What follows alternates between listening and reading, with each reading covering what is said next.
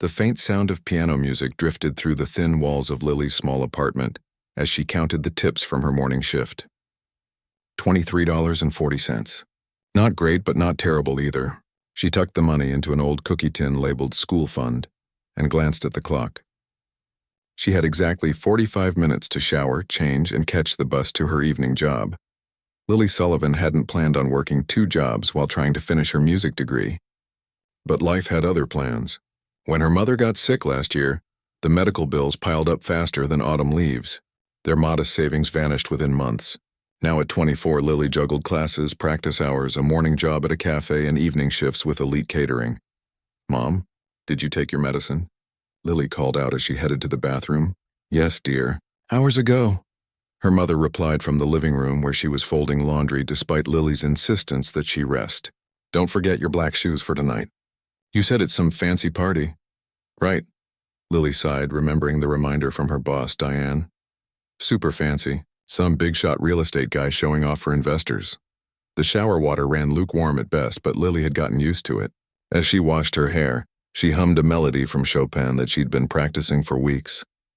Her professor said she had a natural talent, but talent didn't pay the bills. Sometimes Lily wondered if pursuing a music degree was just a foolish dream. 20 minutes later, dressed in the catering company's required black pants and white button-up shirt, Lily kissed her mother goodbye. "Don't wait up. These rich people parties can run late." Her mother caught her hand before she could rush out. "Play something for me when you get home." "Even if I'm asleep. The sound of your music makes the apartment feel less empty." Lily's throat tightened. "Of course." The bus was crowded as usual, and Lily stood holding onto a pole, mentally reviewing the music theory she needed to study for an upcoming exam. When her phone buzzed, she fished it out of her pocket to find a text from Diane. "Tonight's client is Vincent Blackwood. Very important. His parties are networking gold for us. Be on your absolute best behavior." Lily rolled her eyes. She'd heard the name before. Vincent Blackwood was something of a local legend.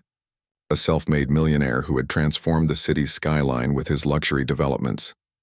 The papers often featured him at charity galas or breaking ground on new projects.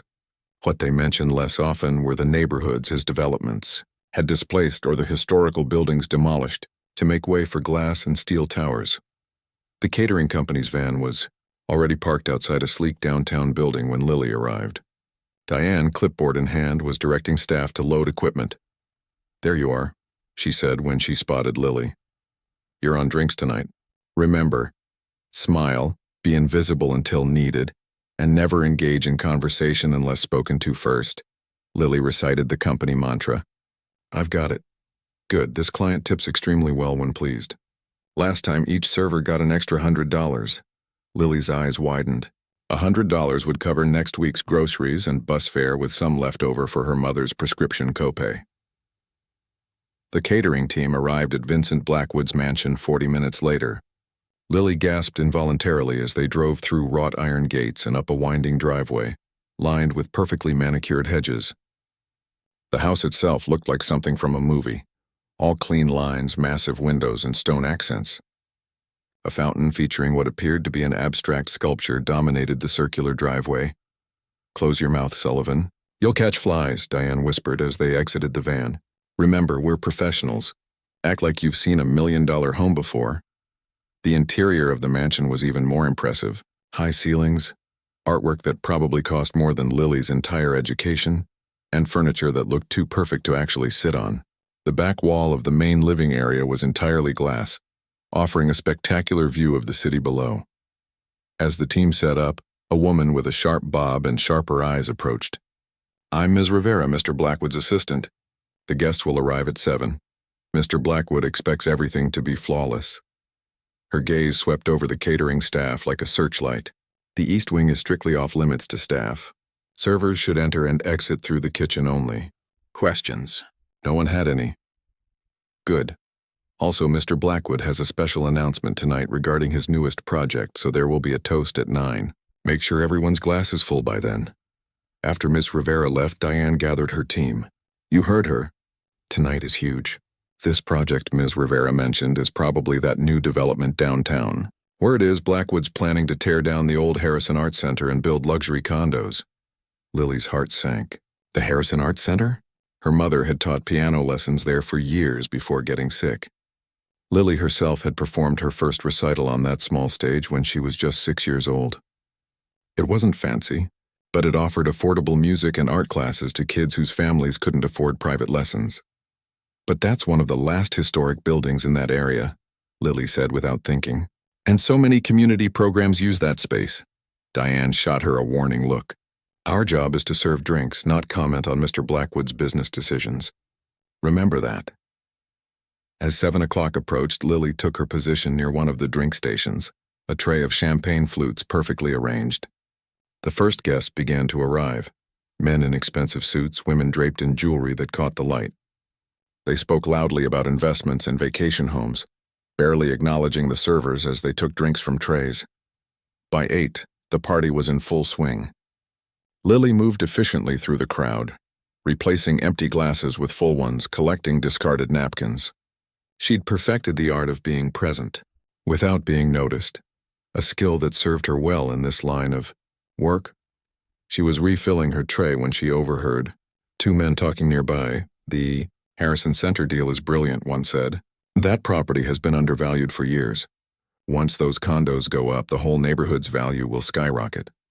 "Blackwood has the Midas touch," the other replied, "though I hear there's been some community pushback.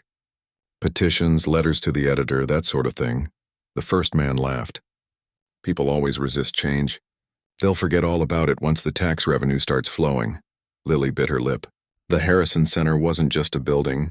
It was where kids from her neighborhood discovered music and art, where elderly folks took painting classes and teenagers learned dance, where her mother had found purpose teaching piano to children whose parents couldn't afford fancy private instructors.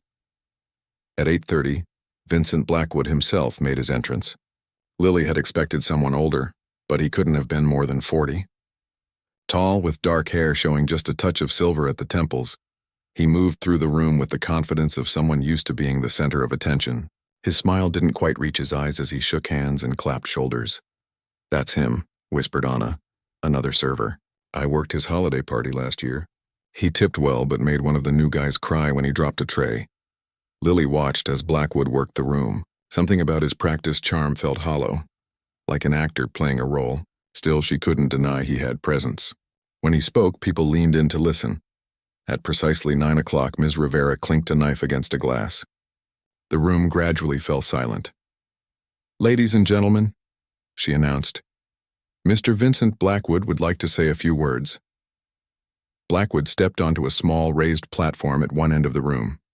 Behind him, a screen descended from the ceiling. "Friends, colleagues, valued investors," he began, his voice deep and confident.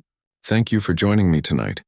I'm excited to share with you my vision for Blackwood Development's newest project, one that will transform an underutilized area of our city into a beacon of modern living and prosperity." The screen lit up with sleek renderings of a glass and steel tower, where the Harrison Arts Center currently stood. With its distinctive red brick and arched windows, the image showed a soaring structure of reflective glass. "The Legacy Tower," Blackwood announced proudly. 62 luxury condominiums, high-end retail, and exclusive amenities. "The future of urban living," the crowd applauded. Lily stood frozen, tray in hand, staring at the image. Not a trace of the old building remained in the rendering, not even a nod to its history or significance. "Construction begins next month," Blackwood continued. "And I'm pleased to announce that we've already pre-sold 40% of the units." More applause. Someone whistled. "So raise your glasses," Blackwood said, lifting his own. "To progress, to vision, to the future of our city, to the future." The crowd echoed. Lily felt a tap on her shoulder. Diane was giving her a pointed look. "Circulate," she whispered firmly. For the next hour, Lily moved mechanically through her duties, her mind still on the Harrison Center. She thought of the mural in the main hallway, painted by local children. The creaky wooden stage, the small practice rooms where she'd spent countless hours perfecting pieces. All of it would be gone, replaced by homes most people in her neighborhood could never afford to enter. As the night wore on, the crowd thinned. By midnight, only a few guests remained, clustered in small groups. Lily was clearing glasses from an abandoned table when she heard someone approaching from behind. "Excuse me," a woman's voice said. Are you available to work an event next weekend? I was very impressed with the service tonight. Lily turned to find an elegant older woman smiling at her. You'd need to speak with my manager, ma'am. I'm just a server. Well, just a server who's been working tirelessly all night, the woman replied kindly. I'm hosting a small gathering for my son's birthday. Nothing as grand as this, but I'd like it to be special. Before Lily could respond, Ms. Rivera appeared. Mrs. Chen, I see you've met our staff. Let me introduce you to the catering manager who can help with your request. As Ms. Rivera led the woman away, Lily heard her say, Vincent has outdone himself with this party, hasn't he? Though I still think this house needs more life in it. That beautiful piano gathering dust is a crime. Lily glanced toward the corner of the room where an elegant grand piano sat untouched. Her fingers itched at the sight of it, what she wouldn't give for just 5 minutes on an instrument like that. But such dreams would have to wait. Right now she had glasses to clear, a long bus ride home, and a mother waiting to hear her play on their second-hand upright with the slightly out-of-tune middle C. And tomorrow, another day of classes, work, and practicing for a future that seemed increasingly out of reach. Little did Lily know that in just a few hours, her life would change completely. The night wore on, and Lily's feet ached in her sensible black shoes. She'd been on them for nearly 10 hours straight, between her morning cafe shift and this endless evening of serving drinks to people who barely looked at her. The trays of champagne seemed to grow heavier with each passing hour. 2 more hours, Anna whispered as they passed each other. Then we can go home and put on sweatpants. Lily smiled weakly. She was already calculating how much sleep she could get before her 8 a.m. music theory class. 4 hours if she was lucky and the bus wasn't late.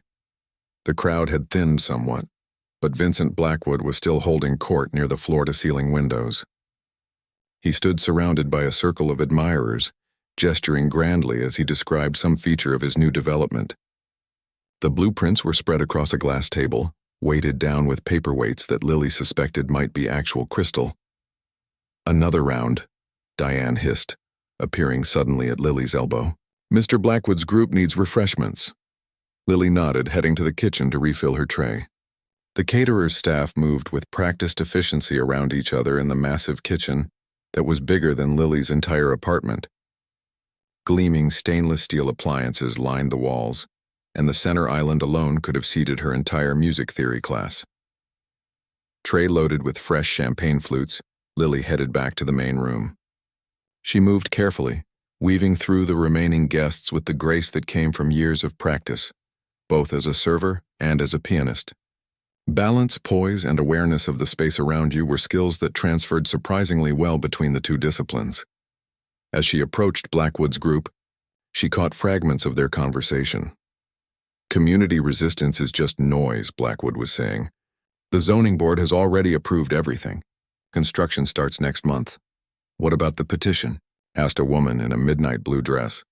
I heard they got thousands of signatures. Blackwood laughed, the sound sharp and dismissive. Petitions don't pay property taxes. Progress doesn't wait for sentimentality about some old building. Lily's hand tightened involuntarily around the tray. That old building had given her mother purpose and had been Lily's second home throughout her childhood. She took a deep breath and plastered on her professional smile as she approached the group. Champagne? She offered quietly, holding the tray steady. A few guests took glasses with murmured thanks. Lily moved carefully around the circle until she reached Blackwood himself. He was taller up close, impeccably dressed in a suit that probably cost more than her tuition for the semester. He didn't look at her as he reached for a glass, his attention still on his conversation. What happened next seemed to unfold in slow motion. A broad-shouldered man backing up from another conversation bumped hard into Lily's elbow. She felt the tray tilt, tried desperately to steady it, but momentum was already working against her. One champagne flute tipped over, then another, sending twin rivers of bubbly liquid streaming directly toward the blueprints on the table. Lily lunged forward, managing to right the tray before any more glasses fell. But the damage was already done. A splash of champagne had hit Blackwood's sleeve and spattered across his pristine white shirt cuff. The room fell silent. I'm so sorry, Lily said immediately, balancing the tray with one hand while reaching for the napkins tucked into her apron with the other. Please let me. What do you think you're doing? Blackwood's voice cut through the silence like a knife. It was an accident, Lily said, her heart hammering. Someone bumped into me. I can help clean. Do you have any idea how much this suit costs? Blackwood interrupted, his face darkening. More than you probably make in 3 months. Heat flooded Lily's cheeks. From the corner of her eye, she could see Diane rushing toward them, a look of horror on her face. I sincerely apologize, sir. Lily tried again, keeping her voice steady despite the knot forming in her throat. Blackwood really looked at her for the first time that evening. His gaze was cold, assessing, and utterly without empathy. You know what the difference is between people like me and people like you? He asked, voice carrying across the now silent room. Competence. Attention to detail standards. Lily stood frozen, the half-empty tray still balanced in her hands. She wanted to disappear, to sink through the floor, to be anywhere but here with dozens of eyes watching her humiliation.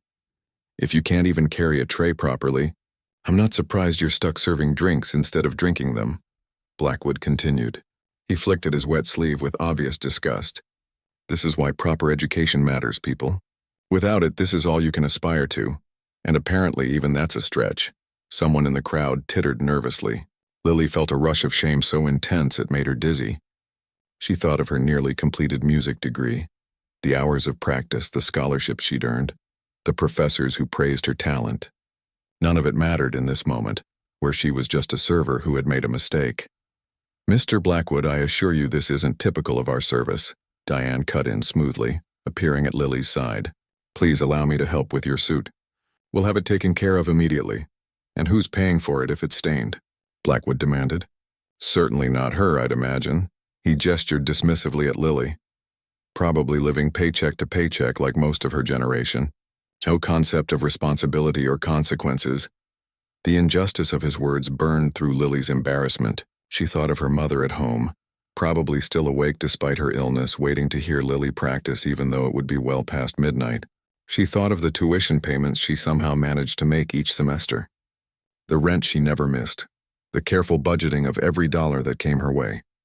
For a wild moment, she considered telling Vincent Blackwood exactly what she thought of him and his condos. But then reality reasserted itself. This job paid bills. This job helped keep her mother's prescriptions filled. This job, humiliating as it was at this moment, was necessary. So Lily did what she'd learned to do in difficult situations. She took a slow, deep breath, the same technique she used before playing a particularly challenging piece, and kept her composure. You're absolutely right, sir, she said quietly. There's no excuse for my carelessness. I apologize for the inconvenience I've caused. Something flickered in Blackwood's eyes. Surprise, perhaps, at her dignity in the face of his cruelty. But it was gone as quickly as it appeared. Get her out of here, he said to Diane. I don't want to see her for the rest of the evening. Of course, Mr. Blackwood, Diane replied. She took the tray from Lily's hands and whispered, Kitchen. Now. Lily walked away, back straight, eyes forward, ignoring the whispers that followed her. Only when the kitchen door swung shut behind her did she allow her shoulders to slump. That was brutal, said Carlos, one of the chefs, who had evidently heard the commotion. Blackwood's always been a jerk, but that was something special. I'm fired, aren't I? Lily asked, leaning against a counter. Carlos shrugged. Diane won't fire you. You're one of her best, but she might keep you off the high-profile gigs for a while. The kitchen door swung open and Diane entered. Her expression was unreadable. I'm so sorry, Lily began. Diane held up a hand. Not your fault. I saw what happened. That investor Parker bumped into you. But Blackwood's the important client and he wants you out of sight. I understand. I'll go. You're staying, Diane interrupted. But you'll help with cleanup after everyone leaves. For now, stay in the kitchen and help Carlos with plating desserts. Lily nodded, relief washing over her. The job was safe, at least for now. For the next hour, she worked methodically alongside Carlos, arranging delicate pastries on plates and adding artistic drizzles of chocolate. The repetitive work calmed her, though she couldn't completely shake the echo of Blackwood's cruel words. You know what rich guys like him don't get? Carlos said as they worked.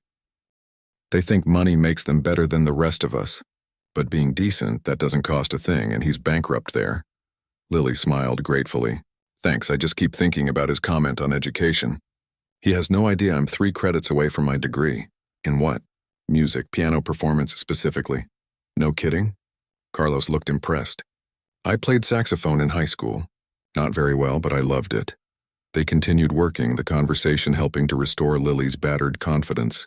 By the time the dessert course was finished, most of the guests had departed. Only a small group remained in the main room, including Blackwood, and a few of his closest associates. You can start clearing the side rooms, Diane told. Lily, just avoid the main area for now. Lily nodded and began gathering discarded glasses and plates from the smaller sitting rooms that branched off the main space. She worked efficiently, trying to fade into the background as she'd been trained to do. She was gathering napkins from a small parlor when she heard the sound of a door opening nearby. Glancing up, she saw an elderly woman being escorted in by the assistant from earlier. Ms. Rivera. The woman walked slowly, leaning on a cane, but her posture was elegant. Her white hair swept into a classic updo. Mrs. Blackwood, I thought you weren't feeling well enough to attend tonight, Ms. Rivera was saying. Nonsense, the elderly woman replied. I'm perfectly fine. I simply needed a rest. And I told Vincent I would at least make an appearance at his party. Where is my son? In the main room, Mrs. Blackwood. Let me take you to him. Lily watched as they walked away, realizing this must be Vincent Blackwood's mother. It was hard to reconcile the warmth in the older woman's voice with the coldness her son had displayed earlier. With a sigh, Lily returned to her work. The night couldn't end soon enough. The cleaning crew worked silently and efficiently as the night stretched on. Lily kept to the side rooms as instructed, grateful to avoid another encounter with Vincent Blackwood. Her cheek still burned when she thought about the public humiliation. But worse than the embarrassment was the anger simmering beneath it. Anger at Blackwood's casual cruelty, at his plans to destroy the Harrison Arts Center, and at a world where people like him held so much power over people like her. From the kitchen doorway, Lily watched the remaining guests gathered in small clusters. Their laughter seemed to float above the room like bubbles, light and unburdened. Vincent Blackwood stood near the fireplace, one hand in his pocket, the other gesturing as he spoke to two older men in expensive suits. He'd changed his shirt, she noticed, to one just as crisp and white as the one she'd accidentally splashed. Heading home soon? Anna appeared beside her, already changed out of her server's uniform. I wish. Diane has me on cleanup duty, Lily said. You go ahead. I'll probably be another hour at least. Anna squeezed her arm sympathetically. What Blackwood said was awful. Anyone could see it wasn't your fault, Lily shrugged. Rich people gonna rich, I guess. Text me when you get home, okay? It'll be late. After Anna left, Lily returned to gathering abandoned glasses. The party was winding down with only about a dozen guests remaining in the main room. She had just finished clearing a side table when she heard Mrs. Blackwood's voice rise above the quiet conversations. Vincent, darling, why don't you ever use that beautiful piano? It breaks my heart to see it sitting there gathering dust. Lily glanced over to see the elderly woman gesturing toward the grand piano in the corner. Vincent Blackwood's expression softened slightly as he addressed his mother. You know I never had your talent, Mother. Or your patience for lessons. Well, surely one of your guests plays. Mrs. Blackwood looked hopefully around the room. It would be lovely to hear some music. The remaining guests exchanged awkward glances. One man laughed nervously. I took lessons for about 6 months when I was 10. I think I can still play chopsticks. I'd hardly call that music, Harold, Mrs. Blackwood replied with a good-natured smile. She turned to her son. You should hire a pianist for your next gathering. This house needs music. Vincent nodded indulgently. Of course, Mother. Whatever you'd like. Lily tried to make herself invisible as she collected empty glasses from a nearby table. The grand piano drew her gaze like a magnet. It was a Steinway Model D, the same model her professor used for master classes at the university. Even from across the room, she could tell it was perfectly maintained, its black surface gleaming under the soft lighting. Her fingers itched at the thought of touching those keys. Excuse me, dear. Lily turned to find Mrs. Blackwood standing right behind her, leaning slightly on her cane. Yes, ma'am. Lily straightened, shifting the tray of empty glasses to one arm. Mrs. Blackwood's eyes were kind but shrewd as she studied Lily's face. Do you by any chance play the piano? Lily hesitated. She could feel Vincent Blackwood's gaze on her from across the room. After the earlier incident, the last thing she wanted was to draw his attention again. Yes, I do play, ma'am, but I'm working right now. What a happy coincidence. Mrs. Blackwood's face lit up. Would you play something for us? Just one piece? Mother, Vincent interrupted, suddenly appearing beside them. The staff are here to work, not entertain. Mrs. Blackwood fixed her son with a look that made him, a grown man who towered over her small frame, take a small step back. Vincent, she said firmly, I would like to hear some music. This young lady plays. I'm simply making a request. Vincent's jaw tightened. I'm sure she's very busy with her duties. Actually, Diane's voice cut in smoothly as she joined the conversation. We're nearly finished with cleanup. I think we could spare Lily for one song. She gave Lily an encouraging nod, though her eyes held a clear message. Don't refuse the client's mother. Trapped, Lily forced a smile. I'd be happy to play something brief if you're sure. Wonderful. Mrs. Blackwood clapped her hands together. Vincent, help me to that comfortable chair by the piano, will you? Vincent had no choice but to offer his arm to his mother and escort her across the room. The remaining guests, curious about this unexpected turn of events, gathered around the piano. Lily handed her tray to Diane and wiped her suddenly damp palms against her black pants. What are you doing? Diane whispered. Playing the piano, apparently, Lily replied, her heart racing. Don't worry, I actually know how. Good, because if you embarrass us after the champagne incident, I won't, Lily promised, though her stomach was tied in knots. She walked to the piano, aware of every eye in the room following her. Vincent Blackwood stood with his arms crossed, his expression a mixture of annoyance and skepticism. The piano bench was cool against her legs as she sat down. Lily took a moment to adjust her position, buying time as she decided what to play. Something simple and pleasant would be safest.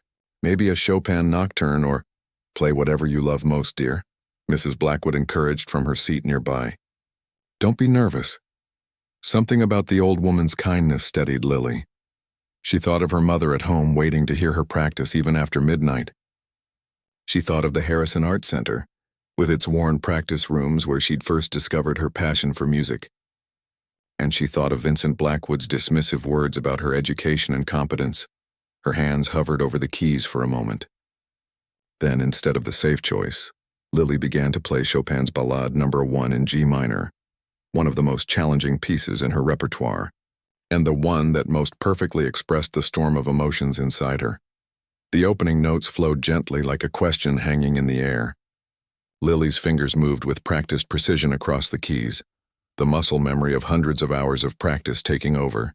As the piece progressed, building in complexity and emotion, she forgot about the watching eyes, forgot about Vincent Blackwood and his condescension, forgot even about her tiredness and sore feet. There was only the music, by turns delicate and thunderous, questioning and answering, hopeful and despairing. Her body swayed slightly as her hands danced across the keyboard, drawing out the melody with a touch that was both technically precise and deeply expressive. The gorgeous Steinway responded to her every command, its rich tones filling the vast room. When she reached the tumultuous middle section, her fingers flew across the keys in rapid, cascading notes. She could feel the piece taking on a life of its own, her emotions pouring into the music. The frustration of working multiple jobs, the worry about her mother's health, the anger at Blackwood's casual cruelty, and beneath it all, the fierce joy she found in music itself. As she approached the final section with its thundering octaves and lightning-fast arpeggios, Lily surrendered completely to the moment. Her fingers struck the keys with confident power, building to the piece's dramatic conclusion. The final notes resonated in the silent room, hanging in the air for a breathless moment before fading away. Lily's hands stilled on the keys. For several seconds, no one moved or spoke. Then Mrs. Blackwood let out a small, choked sob. "My dear girl," she said, her voice wavering. "That was extraordinary." The spell broken, the room erupted in applause. Lily stood suddenly self-conscious again and gave a small bow. As she straightened, she caught Vincent Blackwood's eye. His expression was unreadable, but the earlier contempt was gone, replaced by something that looked almost like shock. "Where did you study?" a woman in a deep blue dress asked, stepping forward. "I'm in my final year at the university," Lily answered. "Music performance major, piano concentration." "But you're working as a server?" another guest asked, confusion evident in his voice. Lily's chin lifted slightly. "My mother got sick last year." Medical bills. I worked 2 jobs to make ends meet while finishing my degree. Mrs. Blackwood was studying her face intently. Sullivan, did you say your name was? Lily Sullivan. Surprised, Lily nodded. Yes, ma'am. Your mother. Is she Catherine Sullivan? The piano teacher? Lily's heart skipped a beat. You know my mother? Mrs. Blackwood's eyes filled with tears.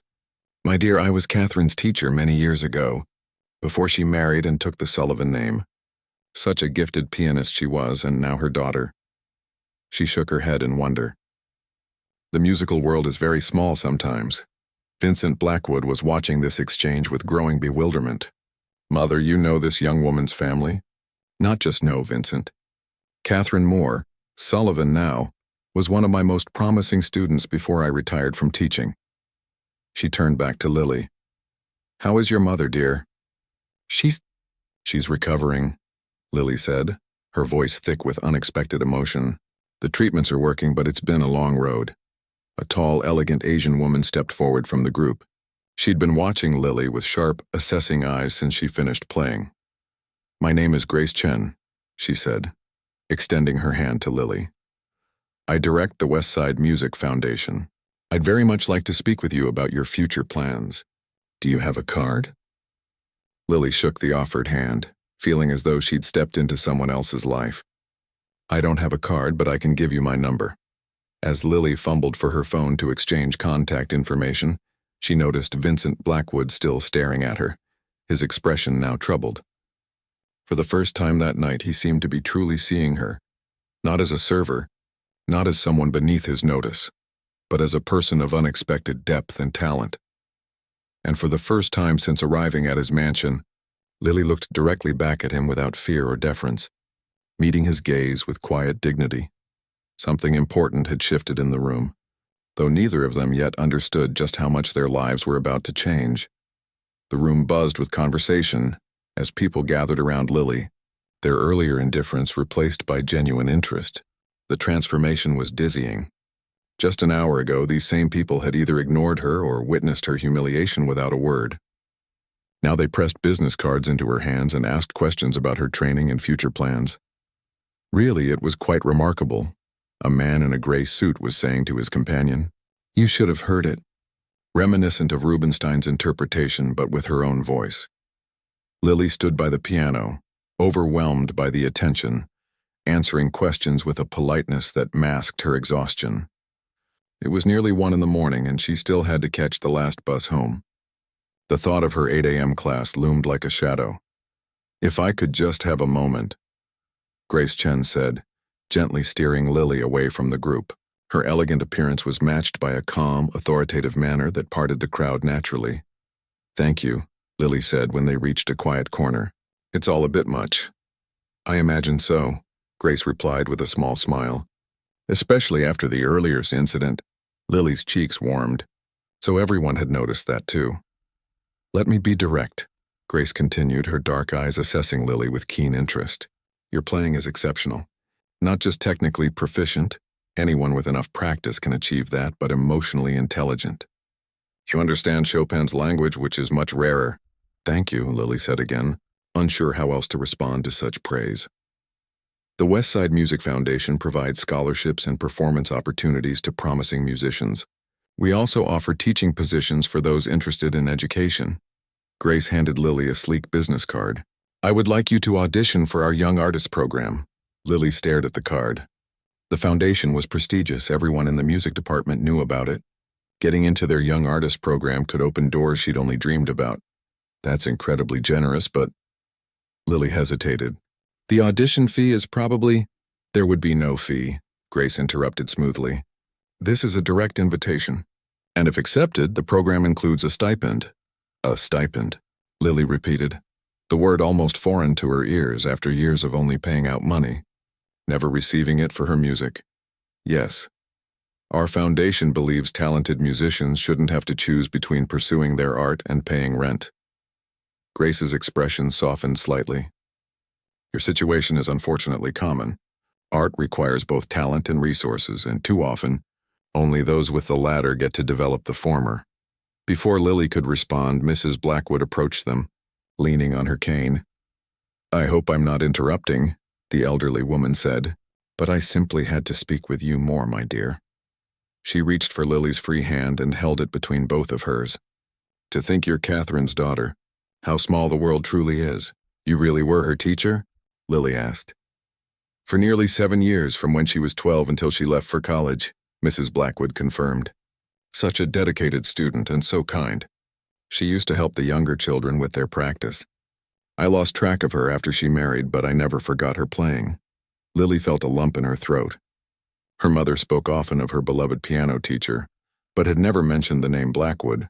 She kept playing and teaching until she got sick, Lily said. She taught at the Harrison Arts Center for almost 20 years. The Harrison Center? Mrs. Blackwood's eyes widened. I taught there myself when I was first starting out. It's a wonderful old building with such history. Vincent Blackwood, who had been hovering nearby in uncharacteristic silence, shifted uncomfortably at the mention of the center. Mother, it's getting late.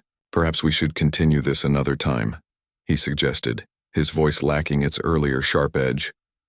Mrs. Blackwood waved away his concern. Nonsense. I'm not tired at all. In fact, I feel more energized than I have in months. She turned back to Lily. How is the old center doing these days? I haven't been inside for years. Lily hesitated, glancing at Vincent.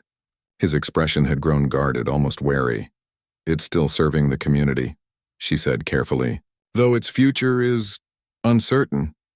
What do you mean, uncertain? Mrs. Blackwood frowned. Before Lily could answer, Grace Chen spoke up. I believe the property has been acquired for redevelopment. Condominiums, if I recall correctly. Mrs. Blackwood looked shocked. Redevelopment? But that building has been a cultural landmark for generations. She turned to her son. Vincent, do you know anything about this? The room had grown quiet again, guests watching this exchange with undisguised interest. Vincent straightened his already impeccable tie, clearly uncomfortable with being the center of attention in this particular conversation. It's a complicated situation, Mother. The area is changing, property values are rising, and the center isn't financially viable in its current form. Not financially viable? Mrs. Blackwood repeated, her voice rising slightly. Since when is community art measured only by its balance sheet? She shook her head in disappointment. Your father would never have spoken that way. He understood the value of such places. Vincent flinched almost imperceptibly at the mention of his father. Something unspoken passed between mother and son, a history Lily wasn't privy to but could sense in the sudden tension. Who's developing the property? Mrs. Blackwood asked. Perhaps they can be reasoned with. The uncomfortable silence stretched as Vincent cleared his throat. Actually, Mother, it's one of my projects. The Legacy Tower. Mrs. Blackwood's expression shifted from confusion to disbelief. Your project? You're tearing down the Harrison Arts Center? She looked at Lily, then back at her son. The very place where this talented young woman's mother has taught for years? Where I once taught? Vincent's composure slipped momentarily. I didn't know your connection to the building. It wasn't in the property history. Because not everything of value appears in a property report, Vincent, Mrs. Blackwood said quietly. The disappointment in her voice seemed to affect her son more than anger would have. Diane appeared at Lily's elbow. I'm sorry to interrupt, but the kitchen staff is ready to leave. We should finish up soon. The reminder of her actual position, server not guest, brought Lily back to reality. Despite the surreal turn the evening had taken, she was still an employee who needed to complete her shift. Of course, she said. I should get back to work. Wait. Grace Chen placed a hand on Lily's arm. The foundation has an event this Sunday. I'd like you to attend, not as staff, but as my guest. We can discuss the Young Artist program in more detail. And I would love to hear more about your mother, Mrs. Blackwood added. Perhaps I could visit her sometime? If her health permits, of course. Lily nodded, trying to process everything happening. She'd like that. Music still brings her joy, even on the hard days. Much like her daughter, I imagine. Mrs. Blackwood said with a warm smile. Talent like yours doesn't come from nowhere. It's nurtured and passed down. As the party finally wound down, Lily helped with the last of the cleanup. The catering staff worked quickly, eager to finish and head home. Throughout it all, she could feel Vincent Blackwood watching her from across the room. He kept his distance but seemed unable to look away, as if trying to reconcile the server he'd humiliated with the pianist who had moved his mother to tears. When the last dishes were packed and the counters wiped clean, Diane gathered the staff for a final check. "Good work tonight, everyone," she said. Despite certain incidents, the client was satisfied overall. Her gaze lingered briefly on Lily. "The vans are leaving in 10 minutes. As the others headed to change out of their uniforms, Diane pulled Lily aside. "That was quite a performance," she said, her expression unreadable. "You never mentioned you played piano at that level." Lily shrugged. "It never seemed relevant to carrying trays. Well, it certainly got you noticed." Diane's tone softened slightly. "Just be careful with all these rich people suddenly interested in you. They can be fickle with their attention." "I know," Lily said. "This isn't my first encounter with the classical music world. But thank you." As Lily gathered her things, she heard footsteps behind her. Turning, she found Vincent Blackwood standing in the doorway of the small room where the catering staff had stored their belongings. "Ms. Sullivan," he said stiffly. "A word before you leave?" Lily tensed, unsure what to expect. "Yes, Mr. Blackwood." He seemed to struggle with what to say, his usual confidence notably absent. "I wanted to, that is," he cleared his throat. "Your playing was exceptional." "Thank you," Lily said, surprised by the genuine compliment. "My mother rarely connects with people the way she did with you tonight. It's been good to see her so animated." He paused. "She's been unwell recently." Lily nodded, thinking of her own mother. "Music can be healing sometimes." "Yes, well." Vincent straightened, some of his businesslike manner returning. "I also wanted to give you this." He extended an envelope. "For the incident earlier, I was harsh." Lily looked at the envelope but didn't take it. "I don't want your money, Mr. Blackwood." "It's not charity," he said quickly. "Consider it appropriate compensation for the impromptu performance." My guests were thoroughly impressed. "Even so," Lily replied, meeting his gaze directly. "I'd prefer not to take it." Something like respect flickered in Vincent's eyes. He tucked the envelope away. "Very well. Then perhaps you'll accept an offer to play at my mother's birthday next month? As a paid performer, not staff. She would be delighted and you would be appropriately compensated." This, at least, was something Lily could accept with dignity. "I'd be happy to play for Mrs. Blackwood's birthday." Vincent nodded, seemingly relieved to have found a resolution. "Good, that's good. My assistant will contact you with the details." He hesitated, then added, "And regarding what my mother said about the Harrison Center." "Lily." "Van's leaving," Anna called from the hallway. "I have to go," Lily said, grabbing her bag. "The last bus to my neighborhood leaves in 20 minutes. Vincent stepped aside to let her pass. "Of course. We can discuss it another time." As Lily hurried down the hallway, she wondered what he'd been about to say about the Harrison Center. Was there a possibility, however small, that her music had reached him? That the building which meant so much to her community might be saved? Or was she being naive to think one piano performance could change the mind of a businessman like Vincent Blackwood, a man who measured value in dollars and profit margins? Only time would tell. But for tonight at least, she'd been seen, truly seen, for who she was and what she could do. And after years of struggling to balance her passion with survival, that recognition felt like the first notes of a new composition beginning to take shape. A week after the party at Vincent Blackwood's mansion, Lily sat in a small cafe near campus, staring at her laptop screen. Her fingers hovered over the keyboard as she tried to focus on her music history essay, but her mind kept drifting back to that surreal night. So much had happened in the days since. She'd received 3 calls from Grace Chen to arrange her audition for the Young Artist program. Mrs. Blackwood had visited Lily's mother, the two women reconnecting after decades as if no time had passed at all. And most surprisingly, Vincent Blackwood's assistant had called not only to arrange her performance at Mrs. Blackwood's birthday, but to request a meeting with Vincent himself. "The usual?" asked the barista, interrupting Lily's thoughts. "Thanks, Tom." She smiled gratefully as he placed a fresh cup of coffee beside her laptop. "I needed this. You look like you haven't slept in days," he observed. "Finals kicking your butt?" Something like that. Lily didn't know how to explain that her world had tilted on its axis, that doors she'd never dreamed would open were suddenly ajar. It didn't seem real yet. Her phone buzzed with a text from Anna. "Have you seen this?" Below was a link to an article in the local business journal. Lily clicked it, then nearly dropped her phone as she saw the headline, Blackwood Development announces revised plans for Harrison Center property. She quickly scanned the article, her heart racing. According to the statement from Blackwood Development, the historic Harrison Arts Center would not be demolished as originally planned. Instead, the company would renovate the existing structure and expand it to include both community art spaces and new housing units. The project, now called the Sullivan Arts District, would maintain the center's mission while making it financially sustainable for the future. Lily read the article 3 times, barely believing the words. The Sullivan Arts District? Named after her family? It had to be a coincidence. Yet the quote from Vincent Blackwood seemed to suggest otherwise. This revised vision represents a more thoughtful approach to urban development, Blackwood was quoted saying.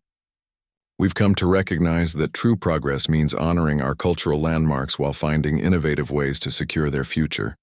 Sometimes it takes seeing something through fresh eyes to understand its true value. Lily was still staring at her phone when it rang. The number was unfamiliar. Hello? Ms. Sullivan? This is Natalie Rivera, Mr. Blackwood's assistant. He's wondering if you could move your meeting to today instead of next week. He's at the Harrison Center now and thought you might want to see the preliminary plans. An hour later, Lily stood outside the familiar brick building where she'd spent so much of her childhood. She'd been avoiding this place since learning of the development plans, finding it too painful to see the coming soon signs advertising luxury condos. Now those signs were gone. Vincent Blackwood was waiting on the steps looking different than he had at the party. His expensive suit had been replaced with a more casual button-down shirt and slacks. Without the trappings of wealth surrounding him, he seemed almost approachable. Ms. Sullivan, thank you for coming on such short notice. I was surprised to get your call, Lily admitted, even more surprised by the article. Vincent nodded, a hint of discomfort crossing his face.